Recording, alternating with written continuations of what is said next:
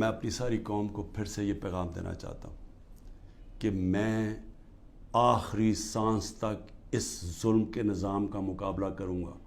جب تک میرے ملک میں حقیقی آزادی نہیں آئی میں اس کی جد و جہد کروں گا. جو مرضی کر لیں گے, جیلوں میں ڈالیں, جو مرضی کریں, دھمکیاں دیں. سیکیورٹی میری ساری لے لی ہے. جو میرا سیکیورٹی کا جو چیف تھا کرنل آصف, وہ غائب ہوا ہے. جو گاڑیاں تھیں, جو سیکیورٹی کی 2 گاڑیاں ساتھ جاتی تھیں, ان کو پولیس اٹھا کے لے گئی ہے.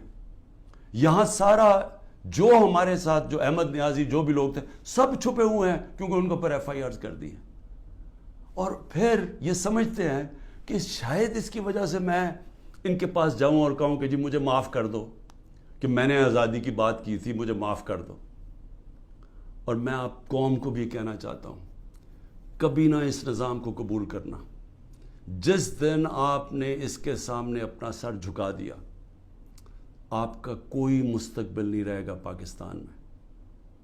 پاکستان زندہ باد.